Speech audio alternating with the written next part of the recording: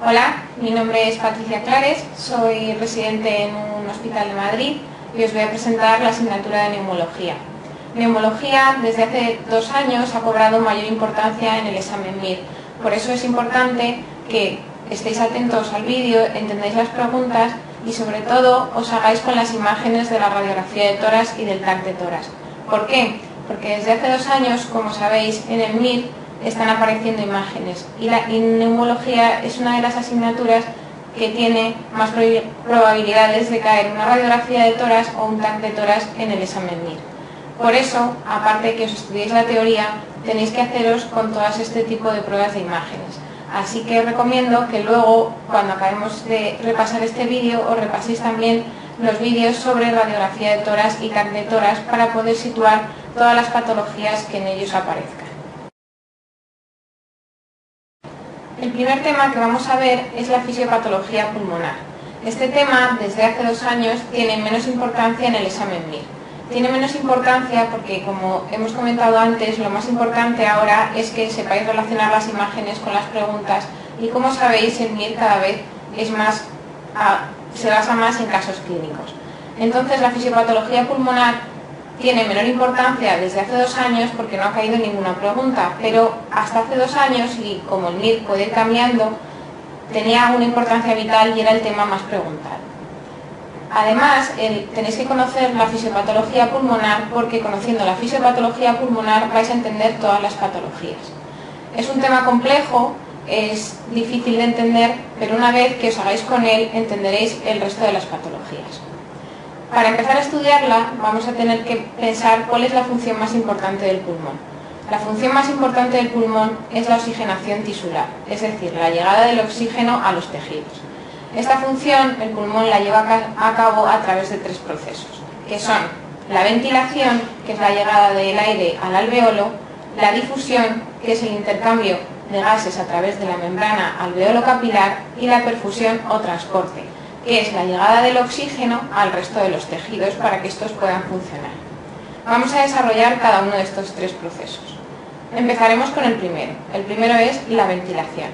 La ventilación es la llegada del aire a la unidad alveolar. Esta ventilación se expresa en unidades de litros por minuto, que es una unidad que se expresa en litros volumen por minuto. La ventilación total es igual a la ventilación eficaz, que es la que se lleva a cabo en los alveolos, pero también tenéis que tener en cuenta que hay una ventilación que se denomina ventilación no eficaz. La ventilación no eficaz es la que lleva a cabo las 15 primeras generaciones bronquiales. ¿Por qué? Porque ahí no hay intercambio de gases a través de la membrana alveolo capilar. Entonces, en resumen, la ventilación total, como hemos dicho, es igual a la ventilación eficaz más la ventilación no eficaz, que se conoce como la ventilación del espacio muerto, que en este caso es el espacio muerto fisiológico.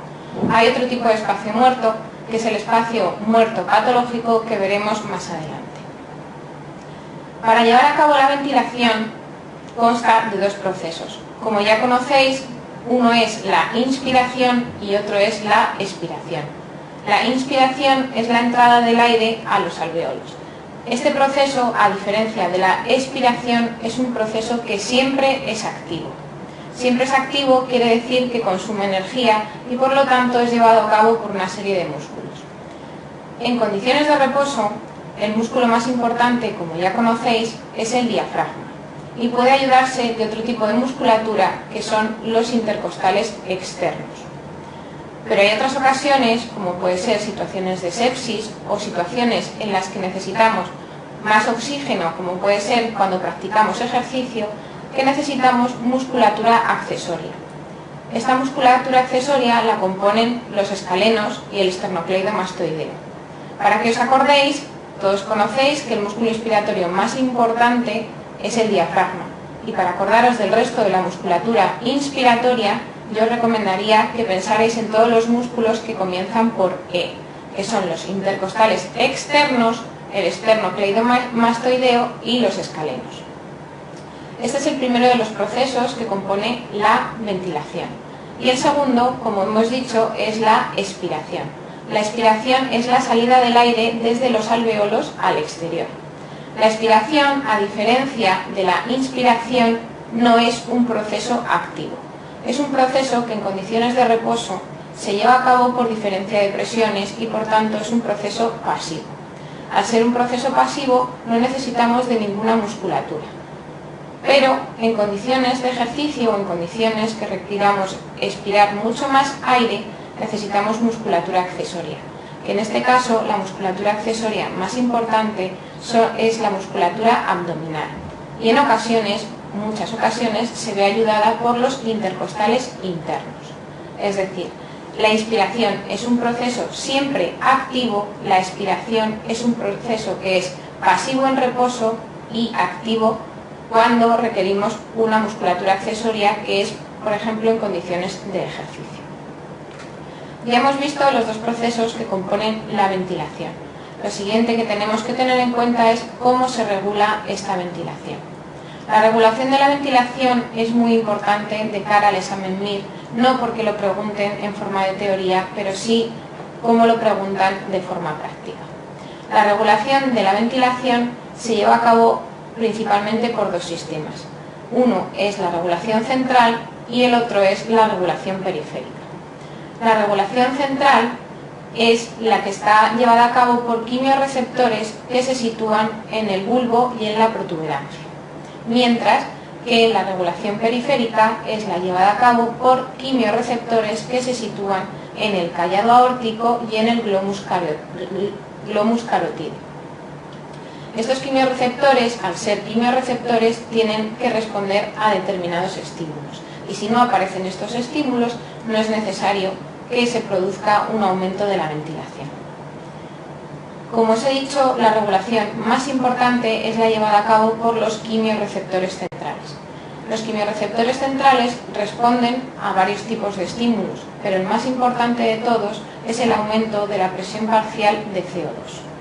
Cuando una persona retiene CO2, es decir, el CO2 aumenta en sangre y por tanto aumenta la presión parcial de CO2, estos quimiorreceptores lo detectan y aumentan la ventilación. ¿Cómo se lleva a cabo? Pues no es un proceso directo, sino que se produce un aumento de la presión parcial de CO2 que origina una acidosis en el líquido cefalorraquídeo. Este aumento, esta irritación, lo que produce es que los quimiorreceptores situados en el bulbo y en la protuberancia aumenten la ventilación. Puede responder a otros estímulos, pero quedaros con este porque es el más importante de ellos. Los quimiorreceptores periféricos ya hemos dicho que se sitúan tanto en el callado aórtico como en el glomus carotídeo. Si antes los quimiorreceptores centrales respondían principalmente a aumentos de la presión parcial de CO2, los quimiorreceptores periféricos pueden responder al aumento de la presión parcial de CO2, pero su estímulo principal es la hipoxemia. La hipoxemia lo que significa es una bajada de los niveles de oxígeno en la circulación arterial. Ya os he dicho que pueden responder a otro tipo de estímulos, pero estos son los más importantes. Los quimiorreceptores centrales al aumento de la presión parcial de CO2 y los quimiorreceptores periféricos a disminuciones de la presión parcial de oxígeno. Los más importantes son los quimiorreceptores centrales, pero tienen un problema, y es que cuando mantenemos cifras elevadas de CO2 en sangre, este mecanismo se adapta a las 24 o 48 horas. Entonces deja de responder. Hemos dicho que el más importante de ellos es la regulación a nivel central, pero si esta deja de funcionar pasa a ser el estímulo más importante y la regulación más importante la que se lleva a cabo a nivel periférico. ¿Por qué es importante esto de cara al MIR? Como todos conocéis, hay pacientes que son retenedores crónicos de CO2, principalmente los pacientes que padecen EPOC, enfermedad pulmonar obstructiva crónica. Estos pacientes tienen niveles elevados de CO2 siempre de forma mantenida en sangre, con lo cual su estímulo principal, como hemos dicho, ya no va a ser la regulación a nivel central, sino que va a pasar a ser la regulación a nivel periférico, con lo cual no van a responder a aumentos de la presión parcial de CO2, sino que se va a estimular la ventilación en respuesta a disminuciones de la presión parcial de oxígeno. Por ello, y es importante de cara al MIR, que cuando os comenten que un paciente que retiene en fase estable, retiene crónicamente CO2, tengáis en cuenta que su estímulo principal es la hipoxemia. ¿Y por qué es importante? Porque cuando un paciente POC se nos reagudiza, este paciente nosotros tendemos, por estímulo natural, a meterle mucho oxígeno en sangre. ¿Qué es lo que ocurre? Que si nosotros le inhibimos el sistema periférico, no va a haber ningún sistema de regulación, porque el sistema de regulación central ya está inhibido porque tienen presiones parciales de CO2 aumentadas de forma permanente, y si además nosotros inhibimos su principal estímulo, que en este caso es la hipoxemia, al introducirles grandes cantidades de oxígeno, no van a tener ningún sistema de regulación. Por lo tanto, no olvidéis de cara al MIR que cuando os comenten un paciente que retiene crónicamente CO2 y que se reagudiza y tiene niveles bajos de oxígeno en sangre, no le introduzcáis el oxígeno a alto flujo, sino que le tenéis que introducir el menor oxígeno posible para sacar a ese paciente de la insuficiencia respiratoria. Y así vamos a evitar inhibirles el estímulo periférico. Ya hemos repasado cuál es la ventilación, cuáles son los procesos que componen la ventilación y cómo se regula la ventilación. De cara al MIR, lo que es importante es que conozcamos cuáles son las alteraciones de la ventilación. Las alteraciones de la ventilación, no tanto la hiperventilación, pero sí la hipoventilación, es muy preguntada. La hipoventilación se define por un criterio gasométrico, y se define por un criterio gasométrico y no clínico ni funcional. Se define la hipoventilación como un aumento de la presión parcial de CO2. Es decir, si los niveles normales de CO2 en sangre están entre 35 y 45 milímetros de mercurio, nuestro paciente decimos que hipoventila cuando sus niveles están por encima del límite alto de la normalidad. Es decir, un paciente que nos comenten que tiene una presión arterial de CO2 por encima de 45 milímetros de mercurio, ese paciente directamente sabemos que está hipoventilando. Es importante que conozcamos las causas de la hipoventilación. Las causas de la hipoventilación las podemos dividir desde el punto de vista anatómico y desde el punto de vista práctico. Desde el punto de vista anatómico, solo tenemos que pensar cómo se produce la ventilación. La ventilación, ya hemos dicho, que llega un estímulo a nivel central y este se transmite a los músculos respiratorios y a los nervios que participan en y que inervan estos músculos respiratorios. Por lo tanto, podemos tener alteraciones a tres niveles. La primera de las alteraciones puede ser a nivel central. Cualquier enfermedad del sistema nervioso central puede producir que nuestro paciente hipoventile. ¿Cuáles son las causas más frecuentes? Pues cualquier patología a nivel central, como puede ser un tumor a nivel del sistema nervioso central, una infección, cualquier meningoencefalitis, un accidente cerebrovascular, etc. Esa es la primera de las causas anatómicas por la que un paciente puede hipoventilar. La siguiente, ya hemos dicho que este estímulo va a los nervios y a los músculos que participan en la respiración. Por lo tanto, cualquier alteración en este sistema, es decir, cualquier miopatía y cualquier neuropatía, puede originar que nuestro paciente hipoventile.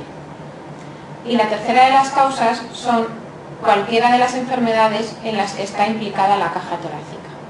Así, grandes cifosis, grandes escoliosis pueden producir que nuestro paciente hipoventile. Ya hemos repasado entonces cuáles son las causas anatómicas por las que nuestro paciente puede hipoventilar. Y recuerdo que la hipoventilación es cualquier paciente que presente niveles elevados de CO2 en sangre. Pero lo que nos interesa de cara al MIR es conocer desde el punto de vista práctico cuándo la causa de nuestra hipoventilación es pulmonar o es extrapulmonar.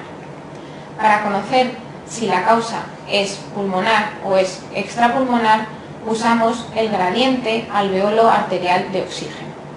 Este gradiente es la diferencia entre la presión que tiene de oxígeno el alveolo menos la presión de oxígeno que tiene el capilar.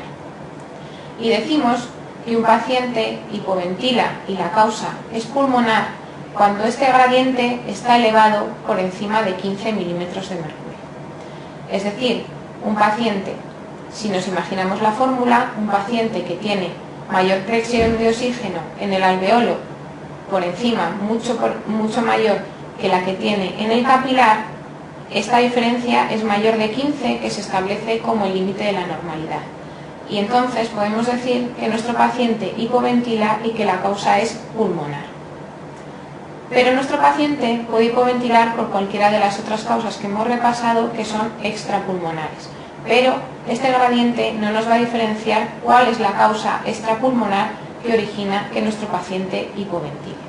Pero sí sabemos que la causa es extrapulmonar. ¿Y por qué es extrapulmonar? Porque esta diferencia es menor de 15 milímetros de mercurio. Es decir, se asemeja bastante la presión de oxígeno que tiene el alveolo con la presión de oxígeno que tiene el capilar. Si tienen presiones similares, no habrá una alteración a nivel pulmonar, pero sí nuestro paciente hipoventilará y la causa será extrapulmonar. Pero no olvidéis que no sabemos si la causa está a nivel central, si la causa es una neuropatía o una miopatía o una alteración de la caja torácica. Con este gradiente lo único que sabemos es si la causa es pulmonar o es extrapulmonar. Resumiendo entonces y terminando con el primero de los procesos, que es la ventilación, queremos destacar dos aspectos. El primero, el más importante de ellos, es que conozcáis que un paciente hipoventila cuando su presión parcial de CO2 en sangre está por encima de 45 milímetros de mercurio. Y el segundo de los conceptos que no debéis olvidar es que el gradiente o diferencia alveolo arterial de oxígeno lo único que nos indica es que la causa de la hipoventilación es extrapulmonar o es pulmonar. No nos dice cuál de las causas extrapulmonares es la responsable de que nuestro paciente hipoventile, pero sí nos diferencia si la causa es pulmonar, y lo es cuando el gradiente alveolo arterial de oxígeno está por encima de 15 milímetros de mercurio, o el paciente hipoventila porque la causa es extrapulmonar, es decir, el gradiente alveolo arterial de oxígeno está por debajo de 15 milímetros de mercurio, es decir, está normal. El segundo de los procesos que vamos a ver para llevar a cabo la función del pulmón, que recordemos que es conseguir la oxigenación tisular, es la difusión. Ya hemos visto el primero, que es la ventilación, y el segundo es la difusión. La difusión es el intercambio de gases a través de la membrana alveolo-capilar. La membrana alveolo-capilar se lleva a cabo este proceso por un proceso de difusión simple, es decir, no consume energía. No consume energía porque se lleva a cabo por diferencias de presiones a uno y a otro lado de la membrana. Es decir, el oxígeno va a ir de la zona donde está más concentrado a la zona donde está menos concentrado, y el CO2 hará lo mismo pero en sentido contrario. En condiciones normales, la presión de oxígeno es mayor en el alveolo que en el capilar, con lo cual difundirá el oxígeno en la dirección desde el alveolo hasta el capilar, mientras que el CO2 lo hará en dirección contraria, mejor dicho, en sentido contrario, porque en condiciones normales los niveles de CO2 son más elevados en el capilar que en el alveolo. Por lo tanto, difundirá en el sentido desde el capilar hacia el alveolo. Cuando se han igualado estas presiones, se dice que se ha llevado a cabo el proceso de la difusión. La difusión es un proceso muy importante y que depende de varios factores. La difusión depende principalmente de la superficie de intercambio de la membrana alveolo-capilar. Así, un paciente que tenga disminuida su superficie de intercambio, como ocurre por ejemplo en el paciente enfisematoso, tendrá disminuida la difusión. Depende también de otros factores, como pueden ser la ventilación y la perfusión. Depende también de la vascularización y de la concentración de hemoglobina. Y depende del espesor de la membrana alveolo-capilar.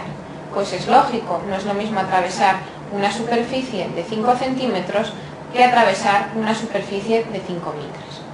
Pero lo más importante de todos es que conozcamos qué quiere decir la difusión.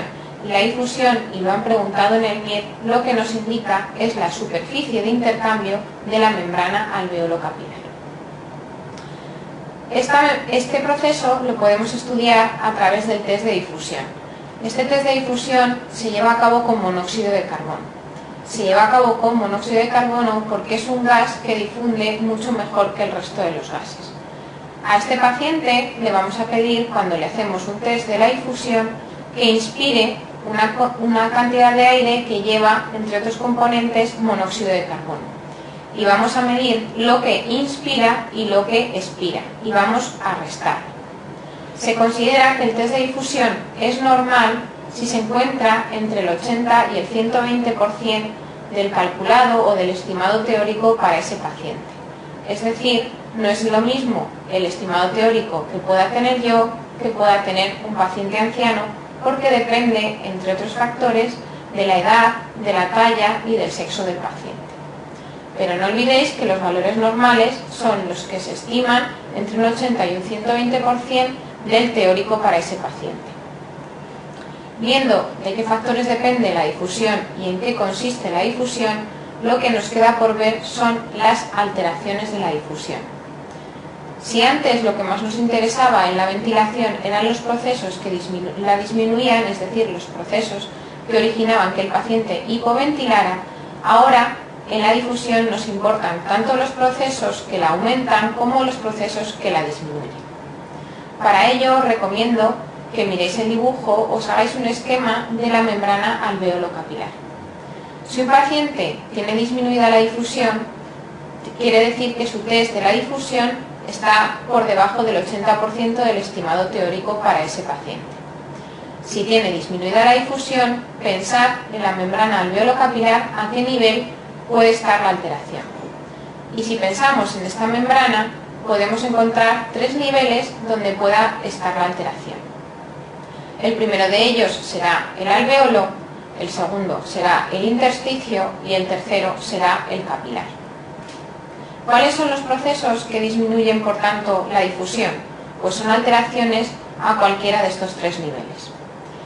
Una alteración a nivel del alveolo es, por ejemplo, la que ocurre en el paciente enfisematoso.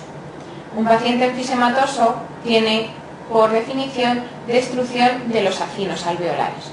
Por lo tanto, si tiene una destrucción del alveolo, tiene menor superficie de intercambio y, por tanto, tendrá disminuida la difusión. El siguiente nivel que tenemos que valorar es el intersticio. Un intersticio que está ocupado o un intersticio que está engrosado, lo que va a originar es que nuestro paciente tenga disminuida la difusión por una alteración a ese nivel. Y para ello podéis pensar en cualquier patología que se produzca, es decir, en cualquier enfermedad intersticial. Por ejemplo, la fibrosis pulmonar idiopática. La fibrosis pulmonar idiopática, como puede ser también la histiocytosis X, la linfangioleumiomatosis, es decir, cualquier patología del intersticio va a originar una disminución de la difusión. Y el tercer nivel que tenemos que tener en cuenta es el capilar. También puede haber alteraciones a nivel del capilar. Y las más importantes son la hipertensión pulmonar y el tromboembolismo pulmonar. Es decir, un paciente puede tener disminuida la difusión por una alteración a nivel del alveolo, como ocurre en el enfisema, a nivel del intersticio, como ocurre en cualquier patología intersticial, o a nivel del capilar, como ocurre en la hipertensión pulmonar o en el tromboembolismo pulmonar. Por el contrario, un paciente puede tener aumentada la difusión. ¿Y cómo un paciente puede tener aumentada la difusión? Pues si lo pensamos es muy sencillo.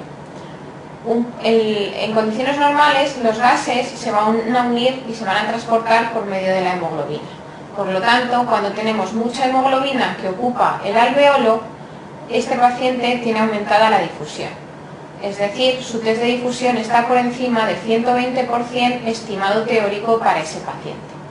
Y esto ocurre en los síndromes que originan hemorragia alveolar.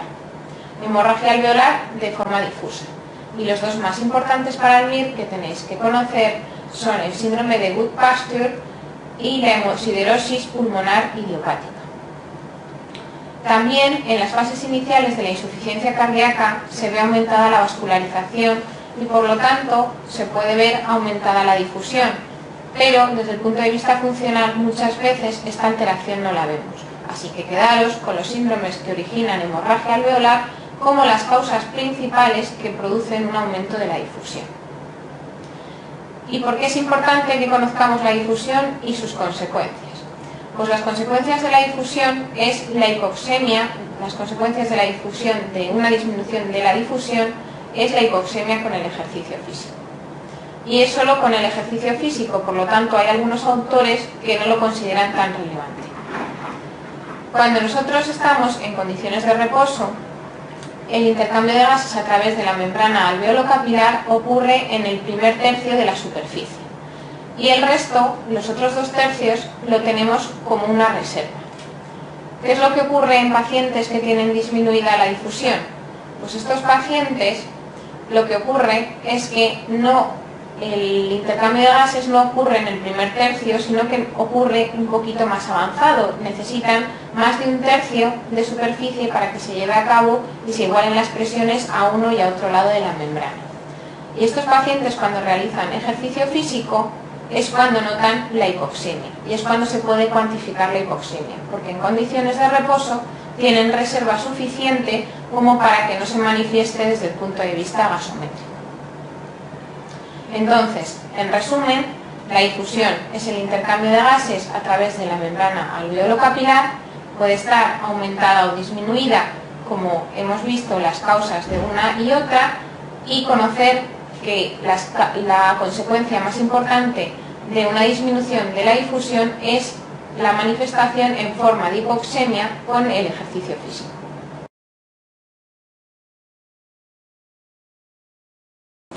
Ya hemos terminado el segundo de los procesos que va a formar la función más importante del pulmón. Y vamos a ver el último, que es la perfusión o transporte. El transporte de oxígeno se lleva a cabo a través de la sangre y se puede llevar a cabo de 2 formas. El oxígeno se puede transportar unido a la hemoglobina, que es la mayor parte, o disuelto en el plasma. El que está unido a la hemoglobina lo vamos a poder cuantificar con la pulsioximetría, mientras que el que está disuelto en plasma lo vamos a cuantificar con una gasometría arterial. Es importante que conozcamos que en condiciones normales estas dos formas de transporte se correlacionan con la curva de disociación de la hemoglobina, en la que indica que para una saturación medida por pulsioximetría de la hemoglobina de un 90% le debe corresponder como mínimo 60 milímetros de mercurio de presión parcial de oxígeno, del oxígeno que va disuelto en plasma. Ya hemos estudiado los 3 procesos más importantes para llevar a cabo la función principal del pulmón, que es la oxigenación de los tejidos. Ahora lo que vamos a estudiar es cuando un paciente puede tener una alteración en cualquiera de los sistemas. Y para ello tenemos que llevar a cabo una serie de pruebas que se conocen como pruebas funcionales respiratorias. Una de ellas, y muy importante, es la espirometría. La espirometría lo que nos mide es el volumen de aire que el paciente es capaz de movilizar. Este volumen vamos a empezar a estudiarlo y tenemos que entender que todo lo que sube hacia arriba es aire que el paciente moviliza cuando inspira, y lo que baja hacia abajo es el volumen de aire que el paciente moviliza cuando expira, es decir, cuando echa el aire al exterior. En la parte inicial de la curva, lo primero que vemos es cuando nuestro paciente inspira y expira con total normalidad, en condiciones de reposo. A este volumen que moviliza este paciente se conoce como el volumen corriente o volumen normal o volumen tidal. Pero vamos a cuantificar cuánto volumen nuestro paciente es capaz de movilizar, y para ello le vamos a pedir que inspire y llene sus pulmones lo máximo que pueda. Y va a llegar un punto en el que el paciente no va a poder inspirar más. Este volumen de reserva, que es el volumen que no utilizamos pero que sí se podría utilizar en condiciones donde el paciente requiera una mayor inspiración, se conoce como el volumen de reserva inspiratorio. A la suma del volumen corriente y el volumen de reserva inspiratorio se conoce como la capacidad inspiratoria. Partiendo desde el punto máximo de la máxima inspiración, le podemos pedir a nuestro paciente que expulse el aire. pero que expulse el aire hasta eliminar todo el aire que tenga en el pulmón. A este volumen, o a esta capacidad, mejor dicho, se le conoce como la capacidad vital, que es la suma del volumen de reserva inspiratorio, del volumen corriente y del volumen de reserva expiratorio. El volumen de reserva expiratorio es el que moviliza al paciente cuando le pedimos que, además de su expiración normal, intente expulsar todo el aire que contiene su pulmón. Entonces, a la suma del volumen corriente y del volumen de reserva expiratorio es lo que se conoce como la capacidad expiratoria. Estos volúmenes son capaces de movilizarlo los pacientes, pero hay un volumen que no podemos cuantificar en una espirometría normal. ¿Por qué? Porque este volumen el paciente no puede movilizarlo. Este volumen es un sistema de protección que lo que evita es que los alvéolos se colapsen. Y este volumen es el que se conoce como el volumen residual. El volumen residual es el aire que queda en los pulmones después de una expiración forzada y que por mucho que intente el paciente, él no puede expulsar. El volumen residual, por lo tanto, no se puede cuantificar con la espirometría. Y es importante que conozcamos este concepto porque lo han preguntado de distintas formas en el examen MIR. Una de las formas en las que lo han preguntado es cuál de las capacidades no se puede medir por espirometría. Y por espirometría no se puede medir cualquier capacidad que incluya dentro de su suma al volumen residual. Por ejemplo, la capacidad residual funcional, que está compuesta por el volumen de reserva expiratorio más el volumen residual, es uno de los parámetros que no podemos cuantificar por una espirometría. Lo mismo ocurre con la capacidad pulmonar total. La capacidad pulmonar total es la capacidad vital más el volumen residual. Por lo tanto, como ya hemos dicho, como incluye al volumen residual, no lo podemos cuantificar con una espirometría. ¿Y cómo podemos cuantificar el volumen residual? Pues para poderlo cuantificar necesitamos otra prueba. Y esta prueba se conoce con el nombre de la pletismografía. La pletismografía, si la habéis visto, se lleva a cabo en unidades funcionales de neumología y es una cabina donde se introduce el paciente y se basa en la ley de presión por volumen. Entonces, conociendo la presión y el volumen que tiene la cabina y la presión del paciente, podemos calcular cuál es su volumen residual despejando la X de la fórmula. Los parámetros que hemos evaluado con la espirometría se consideran normales para un paciente si se encuentran entre el 80 y el 120% del estimado teórico según su edad, su talla y su sexo. Ahora lo que vamos a ver son los volúmenes dinámicos, que se van a representar en las curvas flujo-volumen. Estas curvas son formas de representación gráfica para distinguir claramente cuándo los patrones están alterados, es decir, las dos grandes alteraciones de los patrones, que es el patrón obstructivo y el patrón restrictivo. Le podemos pedir al paciente que cuando tiene sus pulmones llenos de aire a la máxima capacidad, es decir, partiendo de la capacidad pulmonar total, expulse todo el aire que contiene. Y vamos a cuantificar el primer segundo. Este volumen de aire es el que se conoce como el VEMS, VEMS en el primer segundo, o también conocido como el FEF1 o el BEF1. Se considera también normal entre un 80 y un 120% del estimado teórico para ese paciente. Este primer segundo lo podemos fraccionar en 4 partes, y si calculamos desde el 25% al 75%, lo que vamos a cuantificar es el volumen de aire que se moviliza en la vía aérea más distal. Es decir, una alteración en este flujo lo que nos indicará es una patología de la pequeña vía aérea. A diferencia del resto de volúmenes y del resto de las capacidades pulmonares, se considera normal cuando está por encima del 60%. Es decir, el resto de los volúmenes que hemos visto es normal entre un 80 y un 120%, y los flujos mesoexpiratorios, conocidos también como MMEF, se consideran normales y están por encima del 60%. Son importantes los flujos mesoexpiratorios porque son los primeros que se alteran en una patología obstructiva. Un paciente fumador, el primer el primer parámetro que se altera es este. Y el paciente puede no tener una patología obstructiva, pero sí que tiene alterados los flujos mesoaspiratorios.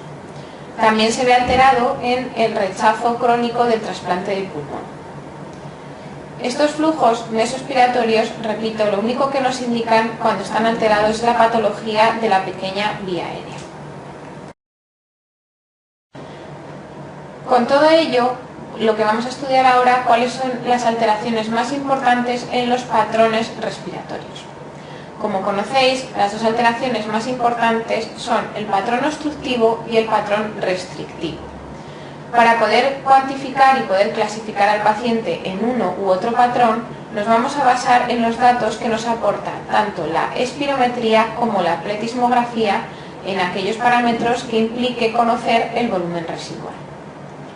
El patrón obstructivo es un problema, el problema está en los flujos, mientras que el patrón restrictivo, el problema está en los volúmenes. Es decir, patrón obstructivo es una patología de flujos y patrón restrictivo es una patología de volúmenes. El patrón obstructivo viene definido por el índice de Tifenot. El índice de Tifenot se calcula dividiendo el BEMS en el primer segundo entre la capacidad vital forzada. Se considera normal cuando está por encima del 70% de la capacidad vital forzada. Por lo tanto, un patrón obstructivo se considera cuando el paciente tiene un índice de Tifenot menor de 0,7. Y no hay patología obstructiva si el índice de Tifenot no está por debajo de este valor. La patología restrictiva, al contrario, es una patología de volúmenes y por lo que viene definido es por la capacidad pulmonar total. La patología obstructiva, principalmente el problema lo tiene a la salida del aire, mientras que la patología restrictiva, el problema principal lo tiene a la entrada del aire. Puede tenerlo también a la salida y comportarse como un patrón mixto, que afecte tanto a la inspiración como a la expiración. Pero en líneas generales, recordar que el patrón obstructivo es una alteración de los flujos y el problema está a la salida del aire, no a la entrada, mientras que la patología restrictiva es una patología de volúmenes y el problema principal está a la entrada del aire. Un patrón obstructivo viene definido por un índice de Tifenot menor de 0,7 y una patología restrictiva viene definida por una disminución de la capacidad pulmonar total. Vamos a repasar el patrón obstructivo. Ya hemos dicho que el patrón obstructivo es un problema a la salida del aire y que el Tifenot debe estar disminuido por debajo de 0,7. El siguiente parámetro que vamos a evaluar es el BEMS y como hemos visto que es una patología que el problema está a la salida del aire, el BEMS estará disminuido. La capacidad vital forzada puede estar normal en las fases iniciales de la patología obstructiva, pero en líneas generales terminará disminuyendo. El volumen residual en fases iniciales puede estar normal, pero a medida que la patología obstructiva avanza, como el problema está a la salida del aire, el aire queda dentro del pulmón. El volumen residual lo que nos indica es el atrapamiento aéreo. Y cuando una patología obstructiva está avanzada, el volumen residual aumenta. Y por lo tanto, si aumenta el volumen residual, lo hará también la capacidad pulmonar total. La capacidad pulmonar total en fases iniciales estará normal, pero si aumenta el volumen residual, aumentará la capacidad pulmonar total. El volumen residual lo que nos indica es atrapamiento aéreo y la capacidad pulmonar total, hiperinsuflación pulmonar.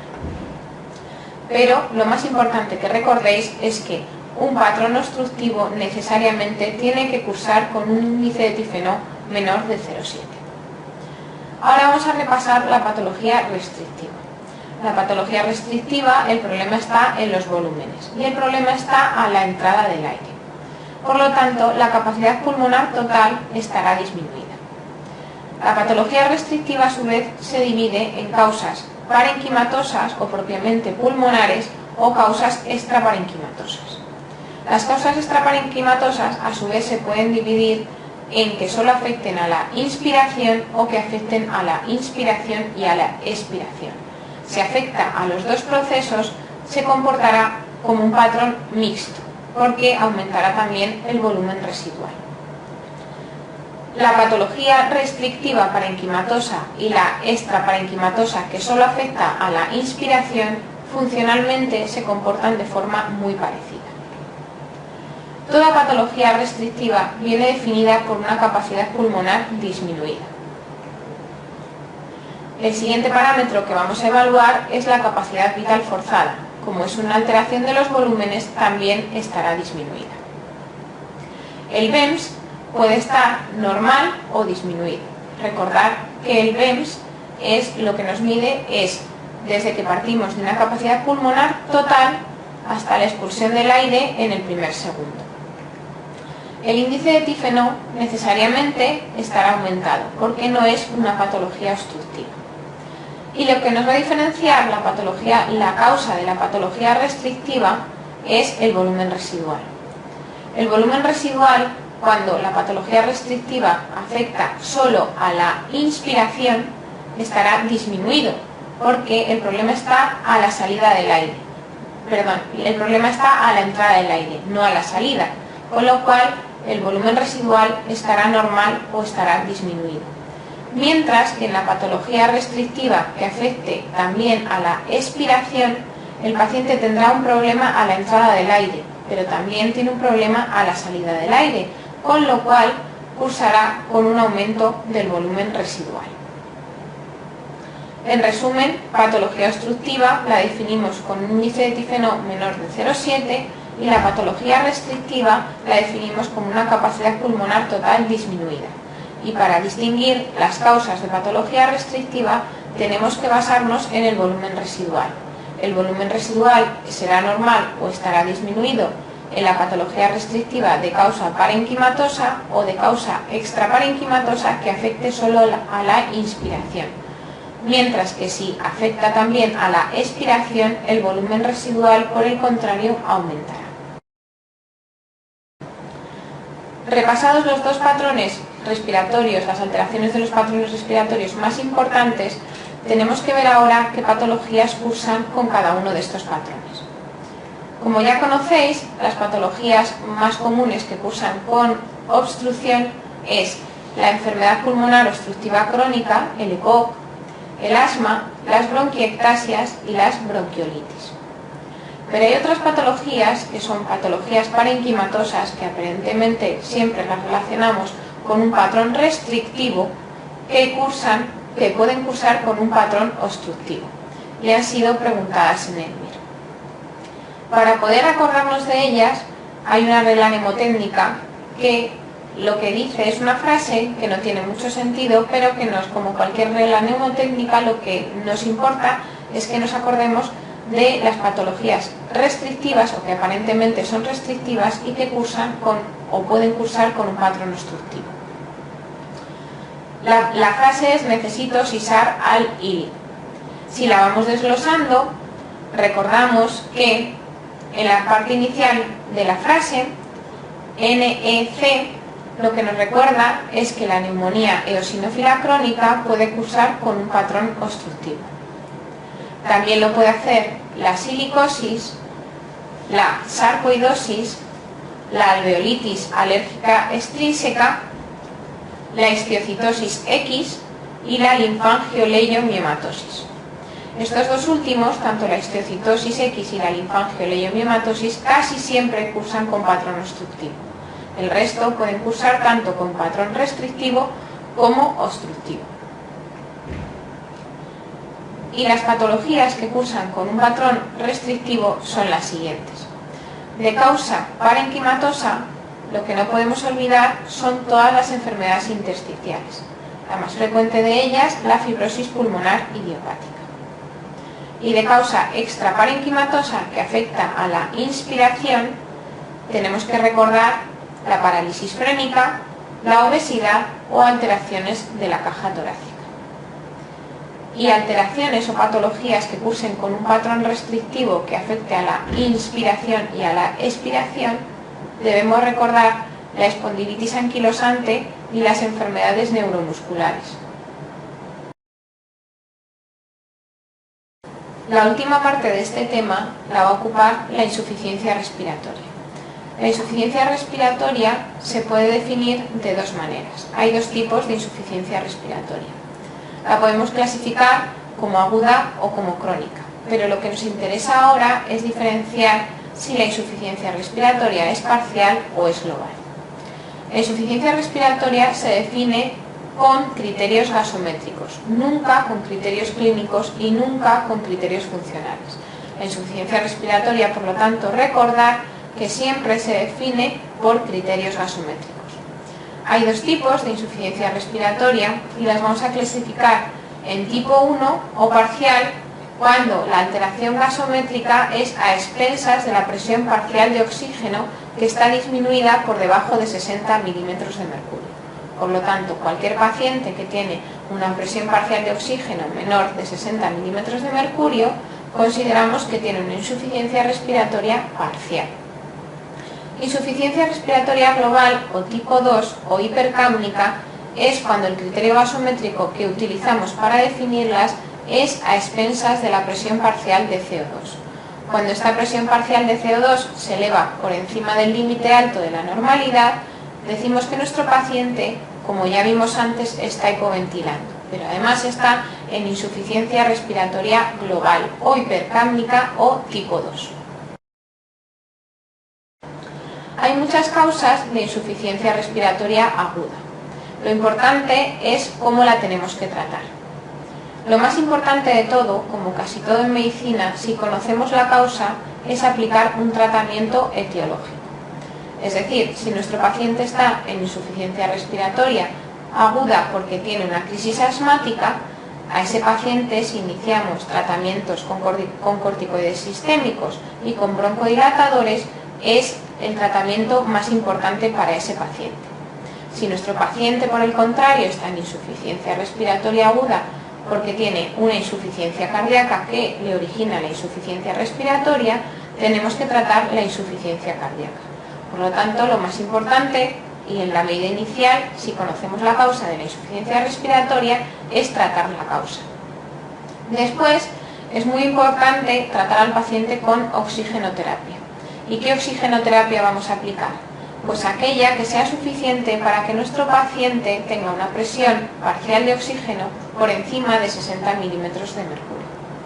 Ya hemos dicho, como vimos antes en la regulación de la ventilación, que tenemos que tener mucho cuidado con los pacientes que retienen crónicamente CO2. A estos pacientes es mejor introducir el oxígeno a dosis bajas para evitar que se inhiba el estímulo respiratorio y el estímulo ventilatorio periférico, ya que tienen inhibido de por sí el estímulo ventilatorio, la regulación ventilatoria a nivel central.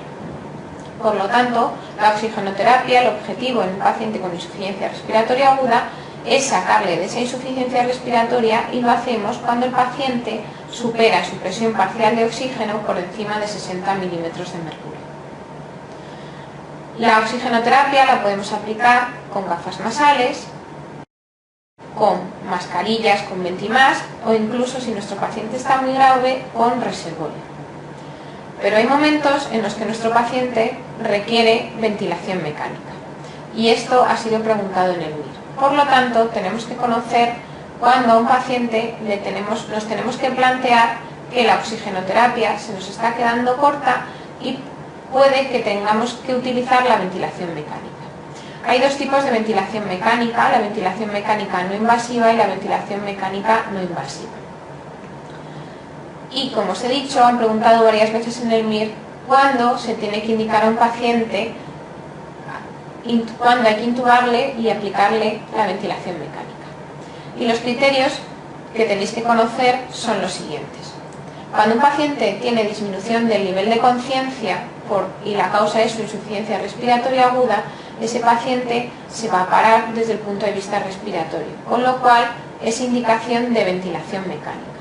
A este paciente no se le puede aplicar la ventilación mecánica no invasiva porque necesitamos de su colaboración para poder llevarla a cabo. Otro criterio para que nuestro paciente precise ventilación mecánica es que tenga inestabilidad hemodinámica.